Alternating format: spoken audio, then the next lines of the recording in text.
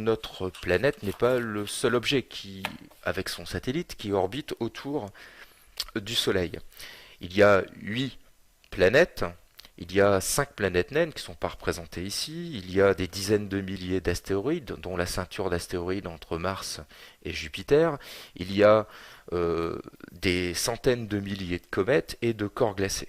Alors pour donner une idée des distances, Neptune est situé à 30 unités astronomiques du Soleil, qui représente quand même un voyage de 4 heures-lumière.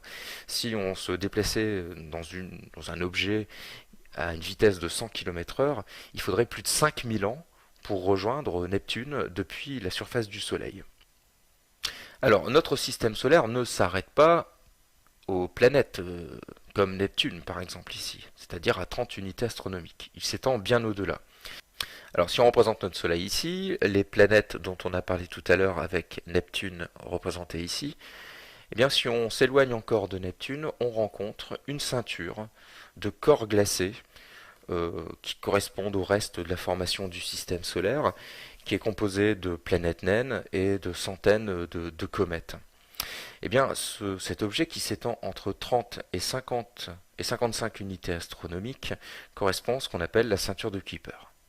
Changeons encore d'échelle, donc voici notre ceinture de Kuiper, et on s'éloigne encore plus du Soleil pour atteindre les limites qu'on appelle le nuage de Oort, qui correspond à la limite de la zone d'influence gravitationnelle de notre Soleil. Ce nuage de Oort est composé de centaines de milliers de corps glacés également, de comètes, et c'est finalement à cet endroit que se situe la fin de l'influence gravitationnelle de notre Soleil, et donc on pourrait considérer qu'il s'agit de la limite réelle de notre système solaire. Continuons à nous éloigner du Soleil et quittons le nuage de Oort. Eh bien, on se rend compte que après avoir quitté le nuage de Oort, eh bien, on rencontre la première étoile, qui est Proxima du Centaure. C'est l'étoile la plus proche de notre Soleil. Elle est située à un peu plus de 4 années-lumière de notre étoile. Le nuage de Oort, pour se le représenter par rapport à cette distance, il est situé au quart de la distance entre notre étoile et cette étoile la plus proche, Proxima du Centaure. Alors si on avait toujours notre petite voiture à 100 km/h, il faudrait 60 millions d'années pour atteindre Proxima du Centaure. Prenons encore un petit peu de recul et on se rend compte que le Soleil est situé et regroupé dans un vaste ensemble d'étoiles qu'on appelle le bras d'Orion, qui contient 300 millions d'étoiles, c'est-à-dire dans son rayon de 5000 années-lumière ici, on peut dénombrer 300 millions d'étoiles. Alors, encore un peu de recul et on se rend compte que ce bras d'Orion, justement, est situé dans un ensemble vaste qu'on appelle une galaxie, qui est un vaste regroupement d'étoiles de 100 000 années-lumière de diamètre.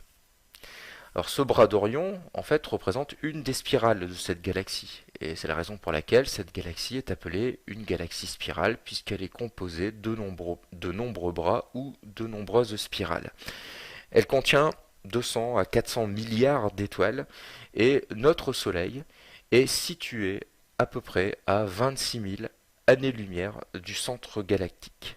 Alors ce centre galactique, vous voyez, est très lumineux parce qu'il est composé de très nombreuses étoiles qui, en moyenne, sont beaucoup plus rapprochées entre elles au cœur de la galaxie qu'en périphérie.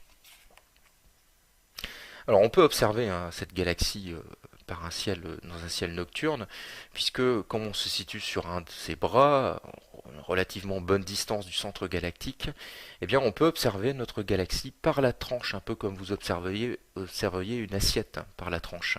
C'est ce que l'on voit ici. Donc là, ce que l'on voit, c'est notre galaxie vue par la tranche. Alors bien sûr, dans des conditions optimales, ça m'étonnerait que à Dunkerque, on voit ça aussi bien.